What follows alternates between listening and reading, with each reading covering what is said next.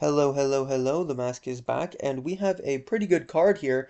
All things considered, it's not really that worth it for waking up at 3 a.m., which most people are going to be waking up to in the West to have to see this, 3 a.m. probably, for most people, which it is for me. So that's gonna suck, but I mean, it's still a pretty good card, you know? Aside from the main event and the co-main event and Kyle Dawkins, because I wanted to see how good he is, because I haven't really seen anything from him aside from the Kevin Holland headbutt. I haven't really done a lot of film tape on this card, so I mean, even though I know a lot about these guys, it might not be 100%, okay? It might not be exactly to my standard, but you know what? I do Kyle Dawkins film tape for some reason, okay? I do I, I do Johnny Walker film tape for a fight which he's about to get KO'd in, obviously. This is just the highest tier prediction channel, okay? Okay, but no, for real. Uran Salty Baldiev, and that's just a high tier name. I mean, that's just he's a GOAT waiting to happen. Just right matchups and he's gonna be the salty dude. He has to train with Joe Pyfer. He's the salty goat, okay? Uran Salty Baldiev and Diyar Nurgozag. I'm going with Uran because and I'm going with decision. Some people are picking submission here, and I honestly understand it. It's actually a pretty good pick because DR got submitted by Kimura in his last fight against Brenison Ribeiro, I think the dude's name is. Yeah. And a 9-2 guy around submitted by Kimura in his last win. So yeah, I could see it. I think that he can outgrapple DR. I think that he can outstrike him. Just seeing how it was lackluster and overall just slow pace. DR's striking was against Brenison Ribeiro. It was honestly quite lacking, and he was constantly flicking at his eye. I understand that that's out of his control, but it's a fight that I'm predicting here, and if you're gonna keep flicking at your eye, it's probably not a good tick to have in a fighting sport. I'm just gonna be honest. And he looks slow twitch, to be honest. Both these guys, I'm gonna be honest, arguably look a little less fit than me, and that's not a good thing going into a UFC fight. But either way, Iran has the reach advantage by quite a lot. He has the height advantage as well, and last time we saw DR get outreached was Brenison Ribeiro, and he was getting outstruck and then eventually submitted when he tried to clinch up Brenison Ribeiro by Kimura. So I could see a submission. I'm going with decision. I'm going to say he out grapples him, out clinch works him, and minorly outpoints him in the striking at range. And we have Long Jiao versus Su Young Yu. I think Su Young Yu is decent. However, I think he's being massively overrated here. Su Young Yu is good.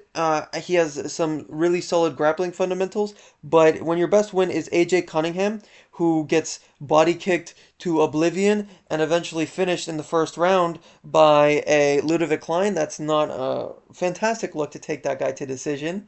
He was beating him up in the later moments, but still, Long Zhao, he really breaks you later on in the fight, and he did actually do that against Kwang Li.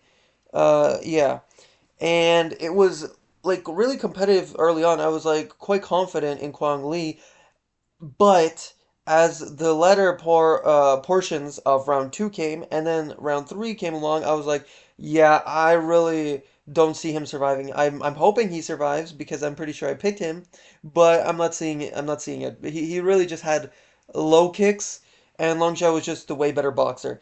And I think that Long Zhao being the bigger guy, the rangier guy as well, even though he's primarily a boxer, although he does use kicks every now and again. I think that he's going to be able to, and he even has submissions, I believe. I think this one was a submission. No, I think one of these is actually a sub. No, I'm pretty sure. Okay, looking through his record, he has a sub somewhere. My point stands. He's a well-rounded guy, and even if not offensively, defensively, he is well-rounded in the grappling. And he has the reach advantage and the height advantage. I think he's going to be bigger and stronger of a featherweight or a bantamweight rather. He's not going to be like AJ Cunningham, who is your average size bantamweight, and I think he's going to pour on the boxing a lot better than an AJ could ever do. And Only thing is the jujitsu I worry about because Long Jiao could get into some nasty positions and not know how to get out of them. But I think in the clinch, if it gets to there, I think he's going to defend quite well. So I'm going to say maybe 30-27, probably 29-28 due to accumulative damage in round 2 and 3. I could even see a finish, a late finish, because Su Young Yu's only, I believe his only knockout loss was a round 3 one. So I could see Su Young Yu breaking on the third. Similar to Quang Li, actually. I think the Quang Li fight went to 3 rounds. I think so. It could have went to two, but I haven't watched that one in a little while, so I'm gonna assume it's three. It went halfway through the third round, something like that. And then Weston Wilson versus Yija. I might be pronouncing that wrong, but hey, we're just winging it, okay? Weston Wilson has a bit of a karate stance, but he doesn't really utilize it well because he's not that athletic, and that kind of costs him here. He doesn't really have that Michael Venom Page just blast at you with an overhand. He doesn't really have that. He kind of just resorts on not resorts to, I guess resorts to a 1-2, yeah, a jab and a 1-2. And sometimes he throws out some okay kicks, but for the most part, he doesn't have that explosivity to get his opponents off of them, or off of him. And he does actually have some okay submission game as well. He has gotten some submissions in his somewhat recent wins as well. In fact, actually, no, his Jeka Sergey win, which is his most recent one, was a submission as well. And, that's pretty good. I could definitely see a submission from him, but I'm actually going to go with a submission for Yija. And if you're going to go a submission on this card, I think this fight should be the one, whether you pick Weston Wilson or Yija, because I'm going to go with round two just to stay safe right in the middle. I think Weston Wilson can survive the first round. I think he's done it before quite well, and I'm going to say second round. Although he is like a minus 1200, so I'm gonna actually switch to round one just in case, because if the odds are that high, I feel like they know something I don't. So I'm gonna say round one because Yija is pretty well-rounded. He has some alright boxing, some decent kickboxing as well. The records of the guys that he beats isn't the most impressive, and he's lost to some kind of whatever guys as well, but compared to what Weston Wilson is, especially since Weston Wilson, he has been subbed a few times before, and Yija has amazing submissions as well from what I've seen. Um, and he has a lot of submissions. I believe most of his wins, if not all of them, are submission anyway. I'm just gonna take a look here as well. I mean, yeah, I'm sorry. I'm just not trusting Weston Wilson here. I think that he's going to test the striking. I think he's going to be a little better in the striking, maybe, at range at least. And then come the 3 minute mark, he's going to kind of lose that athleticism because he's not really that athletic in the first place. Unfortunately for his style, he's not going to have that bounce in him anymore. He's not going to be so bouncy.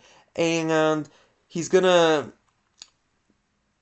be a little slow to the shot, to the takedown from Yija, and he's probably gonna like give up his back or give up a arm triangle, something along those lines. I don't know like too much about Yisha, but what I have seen is really good submission game. So I'm not sure how he gets it to the ground exactly, but I think he's gonna shoot a double leg or a single leg, and then probably just drag him down because Weston Wilson is not very athletic, and unfortunately in these lower weight classes you need to be a little special. So first round. Michelle Pereira versus Kyle Dawkins. I was actually considering Kyle Dawkins because Kyle Dawkins has a lot of Darce chokes. Even in his amateur career, he has gone up against some decent records and sub to them.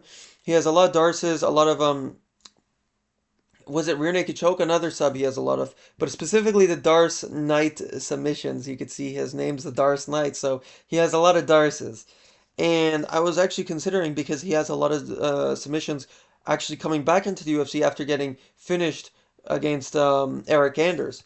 But I watched that fight just before making this video, and yeah, that was let's just say his striking defense is really poor. He is slow on the feet. His shots are very slow and distant from the opponent. He has some okay hands, some okay boxing, and he does kick a little bit to the legs, which is all right. But against Michel Pereira, who's an absolute phenom in the first round, especially in the first few minutes, I'm gonna have to say a first round KO. I'm sorry, like you're coming into the UFC after fighting pretty much tomato cans. Although some of them are okay records, let's be honest, they're tomato cans compared to Michel Pereira, who even though didn't show a great gas tank in his last fight, it's against a guy like Abus Magomedov who uses his reach a lot better than Kyle Dawkins, who's primarily a boxer, even though he has a good reach and a good height. He primarily utilizes it in boxing range. Funny enough, sometimes he'll throw out a rangy one too, but for the most part, it's just the boxing, just close range boxing, close quarters, I guess. And Michel Pereira, he has so much explosive techniques early on. I can even see a submission. He's gotten it against Mikhail Okzaychuk and Ihor Potieria in the first round, first minute even, against both guys. So yeah, I think that Kyle Dawkins is in for a rude awakening. I think he's gonna get hit by probably like a straight right or something, and then fall down to the turtle position. A few follow-up shots, it's over. Probably like a pitiful TKO. It's just like Kyle Dawkins lowers his hands as the fight progresses, as he throws more, he begins to lower his hands. I'm not liking that, and he's also way slower. His takedowns aren't really that special against such an explosive guy like Michel Pereira. Honestly, that Fluffy Hernandez fight isn't aging too poorly considering Roman Dolidze did worse. So, first round KO. And Rong Zhu versus Austin Hubbard. I could see a Austin Hubbard pick here, but I'm going with Rong Zhu. I loved how his boxing looked against a Cody Steele who's all right in his own right, and he was just seeing the shots coming so well. Now Austin Hubbard is a much more longer, rangier guy compared to Cody Steele, who is certainly a shorter, less reach guy in general, and he primarily uses boxing and just traditional takedowns. He's not too special. He's just kind of a well-rounded mixed martial artist. He's kind of just average tier. And Austin Hubbard is kind of average too, but he is better on the back foot and he has a better reach. Now, the problem with picking Austin Hubbard here is, though, Rong Zhu also is a pretty good counter evasive shot guy. He sees the shots coming, these boxing shots from Cody Steele is a perfect example, and against the guy who elbowed him, Padilla, for Chris Padilla, yeah, Chris Padilla, he was like before he got elbowed in that fight, I honestly remember thinking that Rongju was winning that up until he got elbowed and cut and eventually couldn't continue. With that being said, I think that his counters are amazing. These hooks that he finds in the chaos in the pocket is amazing. I think Austin Hubbard does not like to fight in the pocket too much, and in fact, he fights on the pocket. I mean, back foot quite a bit, not pocket, but you know what I mean. And he is all right on the ground, but overall, I think that he's losing and having close decisions to these guys that aren't quite as good of a boxer, of a striker in general as a Rongju. We're talking Macron Medros, we're talking Alexander Hernandez, we're talking a lot of these sort of middle of the range, middle of the road, I guess, guys.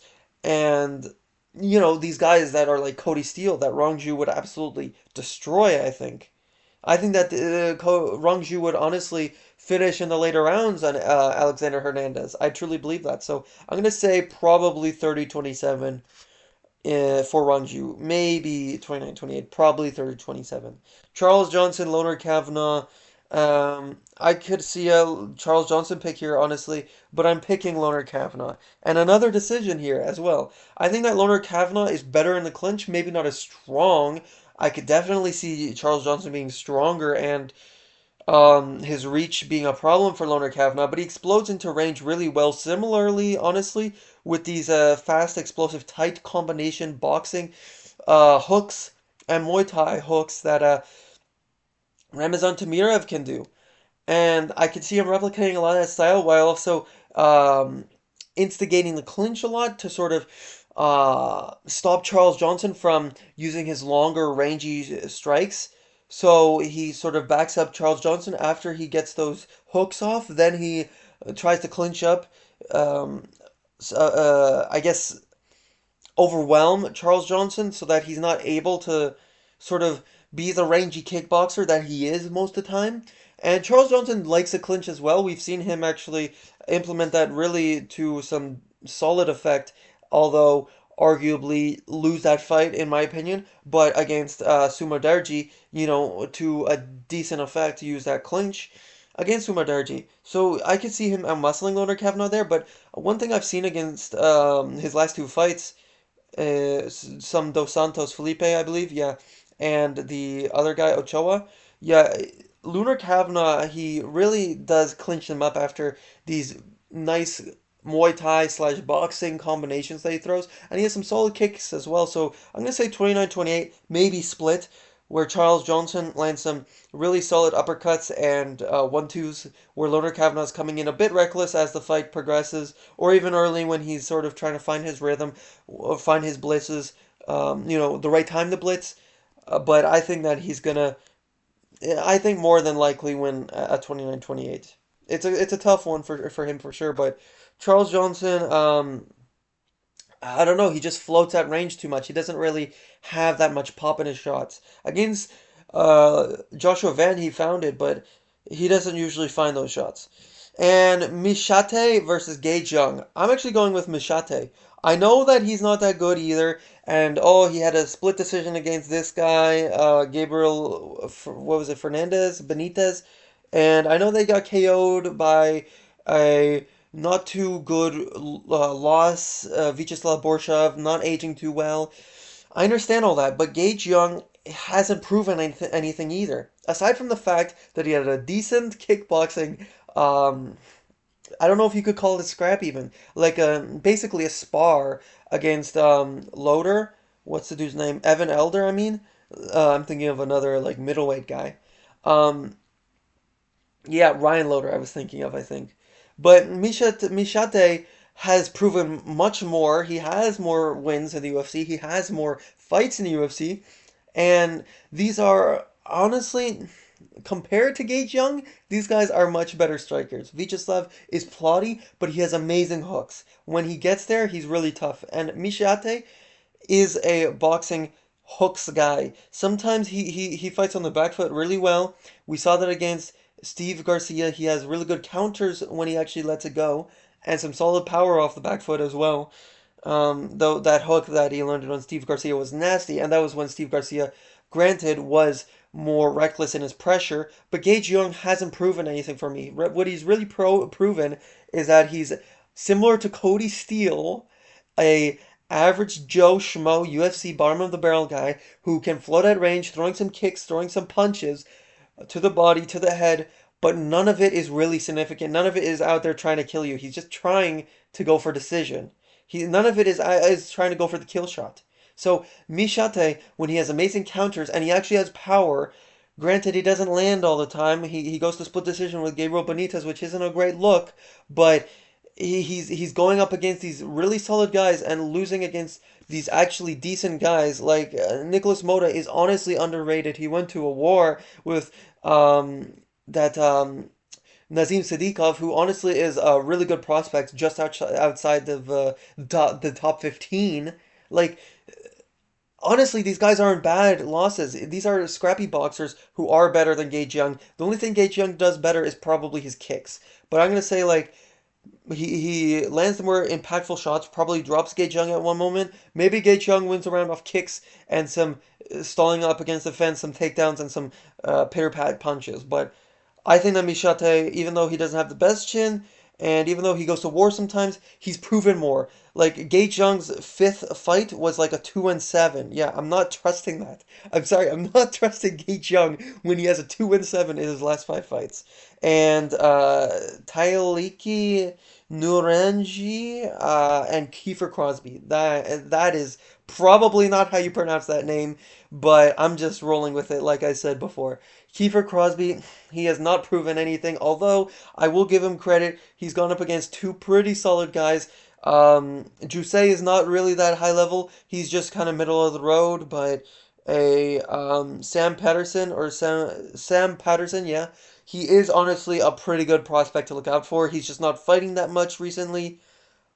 I mean, he's still really good, okay? He freaking KO'd Denny Barlow. And I think Danny Barlow, I don't remember exactly, but I think he fought recently and got a win as well. So that's an aging, quite gracefully win. And, or loss even, for Kiefer Crosby. Because Sam Peterson is pretty good, is what we're really realizing here. And only thing here is Kiefer Crosby has gone up against some really high level UFC guys compared to Nuraj is having, like what is it, a 1-2 guy that he fought recently? A 1-1 guy that he KO'd via left hooks. I think he's gonna hook KO in the first round a Kiefer Crosby when they're just in the pocket. And I do think that Kiefer Crosby arguably has a better ground game because again, he's just more, even though he's been subbed, I think, by Jusei. Yeah, I just think that being against higher level guys, I think it elevates you to sort of try to elevate yourself in the training room, in the camp more than a guy who's coming off the regional scene. So even though Nuraj actually has a sub somewhere here, like an armbar against an 8-3 guy, I think that the ground game is something to look out for, but I don't think it'll go that far. So I'm gonna say first round KO. And Kevin Borjas versus Sumaderji. I'm going with Sumaderji. I know lots of people are picking Borjas. In fact, most people are. And look, he had a really, really, really good upset win that I'm actually using that Lucas Tracy cheeky grin, realizing that I'm actually one of the few out of 6% on Tapology that actually picked Borjas against Ronaldo Rodriguez. Yeah! Oh yeah! Lucas Tracy. I mean, oh man, Lucas never gets old. But anyway, Kevin Borjas, look, he has a really good one too, and he sometimes, every now and again, goes for the clinch, goes for the takedown, goes for the leg kicks. That's okay. He has a nice 1-2, one overhand, one into the straight right. He has a decent straight punches. I'm gonna give him that, okay? But Sumoderji is much rangier, much taller. He's gonna have the advantage in that same department. People forget, man, he has that long rangey striking that's really good as well. The only reason why it was close against Mitch Raposo, just gonna remember the name. Yeah, I was right. Okay, just gotta make sure I don't mess that up there. Mitch Raposo was implementing the grappling a lot. He was trying to clinch him up, trying to take him down, and he did get a few takedowns, which is why it made it close because Sumanderji, because he was worried about the takedowns, wasn't really able to implement the striking to a great effect. It was a very low output fight. And Kevin Borjas is willing to go to that low output fight. He had a 29-28, arguably 30-27, but I think one of the judges at least scored a 29-28.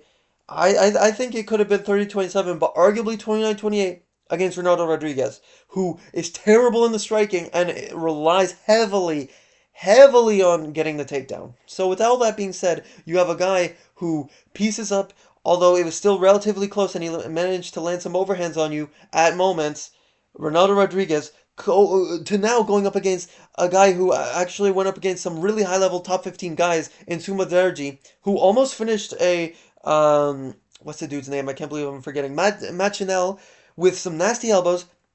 He's gonna have the range advantage, and he loves those long rangey elbows. He has the clinch work advantage, landing those elbows if he needs to.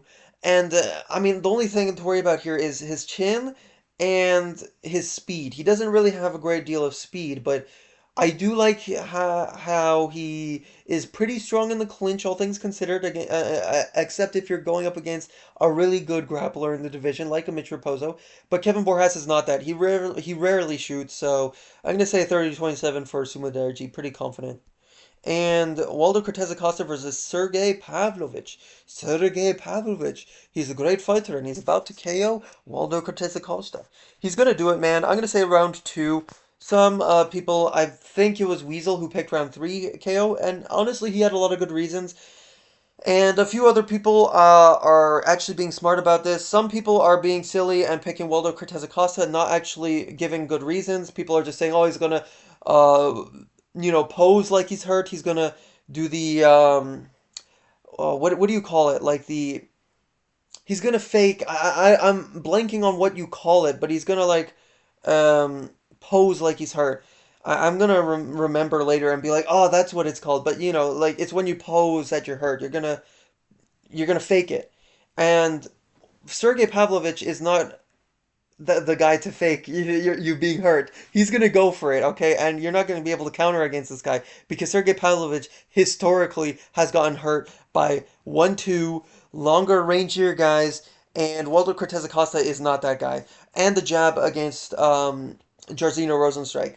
Jairzinho, the reason why he is so gun shy against him, and even then he was still out jabbing him in moments, although it was kind of 50-50 in the striking at early on at least. They were both kind of just tit for tat jabbing and leg kicking at range, which Pavlovich is going to have the wide advantage here, and I'll tell you in a moment why. Um, Jairzinho Rosenstrike, it was a 30-27. People remember that fight wrong. People are saying, oh, he just kind of grappled him, and that was it. Are you actually, like, did you actually watch the fight? Sure, in round two, near the end of it, I believe he actually got to the ground, and in round three, he for 3 or 4 minutes he grappled, but it was the knockdown in the third round that actually got it there. And in the second round, it was kind of like Jairzinho slipped off of a leg kick or something along those lines. But Jairzinho has a much better jab. He comes from kickboxing for a reason. He has so many experience. He's so much experience, I should say, in the kickboxing realm.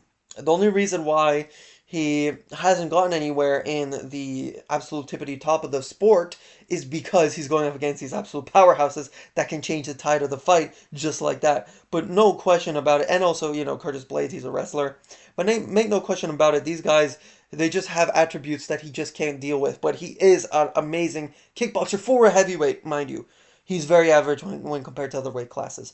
But when it comes to actual MMA in heavyweight, he is absolute leagues ahead of Waldo Cortez Acosta. He has much better straight punches, much better jabs. Waldo Cortez Acosta has a decent jab, but he primarily relies on hooks. He has really good boxing hooks.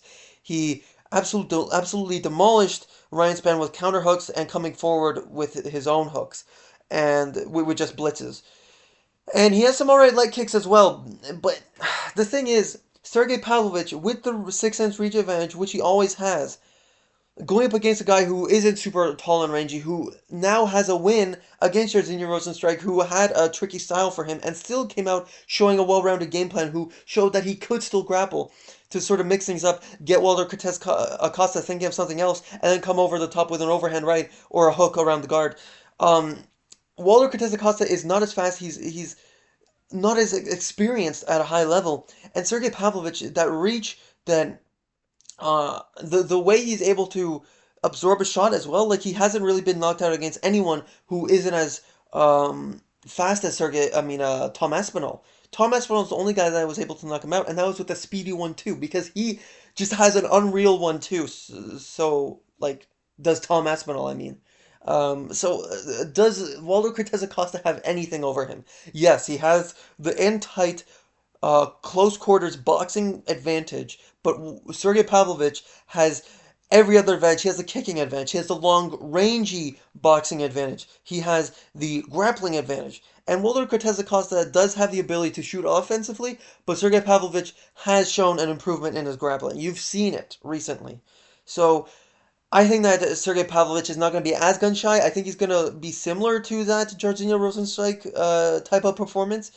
But I think that Jairzinho is a much better kickboxer. Waldo Cortez Acosta is a better boxer, but not much more than that. I mean, he was literally getting he literally practically went to a split decision that most people actually thought that Sergey Spivak should have won, or not most people, but there were quite a few people. There was a vocal minority that thought that Spivak should have won just off of a jab and a leg kick and a high guard. Like, if you're having a close fight with Sergey Spivak based off of a sloppy takedown, a high guard, a jab, and a leg kick, Sergey Pavlovich is going to piece you up with long, rangy, out of nowhere uppercuts that you don't see coming, sort of like Yuri Prohaska-esque, and these hooks around the guard and these counter jabs. Like, dude has amazing jabs. Okay, not quite Jorginho. Jorginho probably had the best jab in the division, but Pavlovich was a close second. People underrate Jorginho just because he doesn't have athletic attributes or anything like takedowns or whatever. But he was actually good. And it was a 30-27 Pavlovich had. So I'm going to say it could go to decision, and I even trust Pavlovich in a decision. And Pavlovich could lose because he could get chinned, but Waldo Cortez Acosta is not as skilled. People are glazing for no reason. They don't remember the Pavlovich-Jairzinho fight right. And they don't remember Waldo Cortez Acosta and Spivak right either. Cortez Acosta, people forget he had a close fight with like these absolute scrubs a few fights ago. Like Lucas Brzeski, he absolutely destroyed, but Andrei Arlovsky, he was just kind of having a an NPC tit for tat arranged battle, you know, a blob fest really. And Aljamain Sterling, Brian Ortega.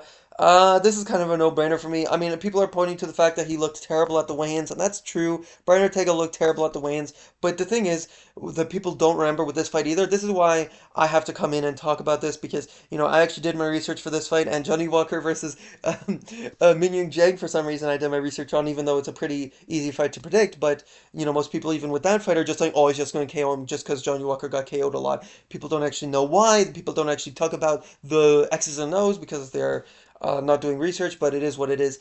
Aljamain Sterling, the reason why he's going to win is because he is faster on the feet. He has that lighterman skill. And when it comes to the feet, to the ground, I should say, he is much more muscly. He's much more strong. Now, granted, he could actually gas out in the later rounds because it's a 5 round fight, and that is interesting, no question. And I do think that Brian Ortega could win a 48-47, or even like I don't know, like a 40. What is like a 10-8 and a 10-9 versus 3-10-9? He could like get a draw or like I could see like two 10-8s and a 10-9, two 10-9s and a 10-8, kind of all over the place here. But I could see a world where Brian Ortega pours it on when Aljamain Sterling is kind of just going after the takedowns over and over again, and he's lifting him and he's dragging him around and he's trying to go for the back, but he doesn't get it and he gasses. I could see that. But the thing that people aren't talking about here is Aljamain Sterling is elite on the back takes, and people are saying, "Oh, but like bedtime MMA, he's like, oh, he's perfect for this style because Aljamain Sterling's going to be scrambling and going for these, he's going to be going for these positions, and Brian Ortega's just going to latch up a arm triangle or a triangle choke out of nowhere just when Aljamain Sterling thinks that he's safe and he's not." But the problem is Aljamain Sterling loves a back take. That's almost always what he's going for. It's just against Mobstar, he is absolutely a physical phenom for the division. He's arguably on something. I mean, look, Brian Ortega, arguably as well, similar to the guys at the beginning of this fight card, has a similar physique to me. I kind of have that Brian Ortega physique going on, okay? That is not a good thing for Brian Ortega going into this. Like, I have a 2025 Brian Ortega physique. Not a great sign for Brian anyways. But that's not the only thing. It's like the again, going back to the back takes, Aljamain Sterling will not allow Brian Ortega to find any Hail Mary submissions when he's on the back. When your opponent has the back, you can't find those Hail Mary submissions. You can't find the triangle choke. You can't find the guillotine. He's not going to be able to find that unless Aljamain Sterling falls off the top going for a rear naked choke. I don't think he's going to be that reckless, and I think he's going to get a 48-47, and he's just kind of similar to the Petr Yan fight. I think he's just going to take the last 2 rounds off and just sort of stall. Maybe he gets like a 49-46 on one of the judges' scorecards, just landing that long-rangey jab at will in one of the last rounds. He does have that championship experience, but so does Brian Ortega. And yeah, I think that he has being the more longer rangy guy with his jabs, with his 1-2s, and with the head kicks even. Aljamain Sterling doesn't have much to worry about in the striking, other than the fact that Brian Ortega has a nasty chin. But even then, like how nasty is it now that he almost got like he literally got knocked out by Diego Lopez, and then midway down he got caught with the other hook and then woke back up. Like that's not a really good chin. I mean, it's something. It's definitely impressive to get literally knocked out and then wake back up. That's impressive, but it's not going to win you a fight. So 48-47 Aljamain Sterling. I could see him pouring it on, but I'm going with Aljo. And then Mingyang Zhang versus Johnny Walker. And people aren't talking about the back take. Like, people are saying, oh, he's just going to outmuscle Brian Ortega and maybe land a few flimsy teeps and jabs. But they're not talking about the fact that the back take doesn't allow for, which he's probably going to get in at least 1 or 2 of the rounds. It does not allow for Brian Ortega to get those nasty submissions. And since, Brian Ortega doesn't really shoot like that, he's not going to be able to actually. I mean, sometimes he shoots against Yair, who has terrible takedown defense, but, this is Aljo. And if you try and shoot on Aljo, he's probably going to reverse it into some kind of a scramble, which is advantageous to him, which allows him to get to the back easy. So I don't see it. He's not going to offensively shoot that much, and I don't see him pouring it on in a way that's super devastating to Aljo, who has a pretty decent chin, all things considered. Anyway, Mingyang Zhang, Johnny Walker. I think that this is a no-brainer first round KO for MIngyang. I think that Johnny Walker could absolutely get this done. Johnny Walker is a wild man. He could land those kicks. He could be a patient game guy, similar to Anthony Smith. Although the problem is this isn't Anthony Smith. He will not wilt to your pressure. He will probably not get dropped because even though MIngyang has been finished before, it's been forever since then, and he's on such a crazy finish streak. All of his finishes are in the first round as well. Every single win is a finish, and all of his finishes are in the first round. But that's the extent to which most people talk about this fight. They don't talk about how he wins. They don't talk about what he uses, what tools he uses. Ming and Zhang has excellent hooks. He has very good elbows, slicing elbows, and not just slicing elbows, but he has such good close quarters fast elbows. You don't see it coming until it's hitting you. And his hooks as well, he has such good eyes as well for similar to a what was it, Rong Zhu against Cody Steele? I think it was Rong Zhu against Cody Steele. Yeah. I'm pretty sure about that. Similar to him, he has like amazing eyes in the pocket. He sees all these shots coming. I mean, look at the Brendan Ribeiro fight. He comes over, dips under the straight punch. He jabs first the head off, and then he cuts the angle on the left side. Then he comes over with a right hook, then finishes the job with a nasty left hook around the shoulder. I mean, it's just amazing what he does. He's so fast with those hooks. He has decent straight punches. Sometimes he'll throw out a solid jab, and he even has some pretty solid kicking game. He has a pretty solid kicking game. Like he'll go to the body every now and again, but he most of the time goes to the leg kicks. He'll go to the body, the push kick with the body. He'll go with the leg kicks when he's trying to find the shot, when he's measuring, before he absolutely pours it on and just overwhelms you, before he just goes whole, mountain tiger on you. He measures the distance with the leg kicks and the push kicks, and ultimately I think that's what's gonna be the deciding factor here. Johnny Walker's probably gonna try and kick at range a bit. Similarly to the Volkan Oezdemir fight, he's gonna try and play it a little technical, and then he's gonna try and come at you with some wild stuff. Probably a flying knee, probably a spinning back fist when Ming Yang comes in with these fast wild hooks. Not wild. He's not wild. I gotta preface. He sees these shots and in the pocket, and he counters beautifully. But he it looks wild to the untrained eye, I should say. And Ming Yang is gonna see that coming. He's gonna counter beautifully. But even before that, he's gonna find the leg kicks. He's gonna win the kicking battle. Even though Johnny Walker has some decent kicks, it's against plotty man Anthony Smith, who is, Ming Yang did it better. Johnny Walker's going to a pitter-pat decision, a technical kickboxing decision. I mean, come on, you can't finish Old Man Smith. And Ming Yang, he's gonna probably cut Johnny Walker probably around the temple, somewhat similar to Anthony Smith there. And Johnny Walker is gonna show a much more wild reaction to it. He's gonna almost fold to that, and then he's gonna sort of like Izzy against Imavov, he's gonna sort of stretch his arms out, sort of trying to frame against Mingyang, and Mingyang is gonna come around the top, lunge in with a beautiful left hook, and then follow up with a right hook, and Johnny Walker's down. Very similar to Volkan Oezdemir. I see this very similarly to Volkan Oezdemir. Land with these little pitter-pat kicks. Try and fake like you're going to go for a little, oh, I'm just kickboxing at range. Then land one of those push kicks, a couple more leg kicks, maybe a few jabs. Then he jabs in, comes in close, lands the hooks. And then it's, like I said earlier, he's going to come upstairs when Johnny Walker doesn't like the elbow that cut him, sliced him beautifully. And he's going to sort of try and frame on Mingyang.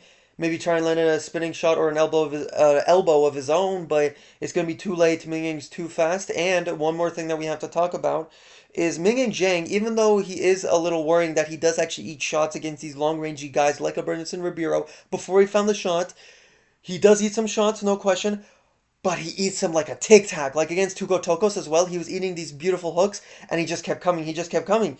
Pause, okay? But Mingyang, he's unstoppable. He has an insane chin.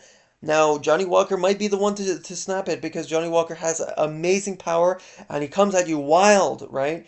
But Mingyang has that blockhead that I just don't think will get snapped or broken until he goes up against maybe definitely a Magmatic Goliath, but I could even see a Volkan Oezdemir maybe chinning him. I could see a Jan Blachowicz chinning him. I could see a Yuri chinning him, but as it stands, Johnny Walker is just like a much more um he's like a Yuri Prohaska that doesn't commit to the wildness, right? Sometimes he tries to be too wild for his own good, and then sometimes he tries to be too kickboxing heavy for his own good. He tries to be all technical, the technical maestro out there. He doesn't decide between one or the other, and so I think he's gonna get caught there, not knowing what he's trying to do out there. He's like actually what DDP describes for himself, you know. So yeah, first round KO, brutal for Johnny Walker, and satisfying for MIngyang. That is my UFC China predictions. I hope you enjoyed that. Make sure to like, comment, subscribe, and have a good night and morning of fights. Goodbye.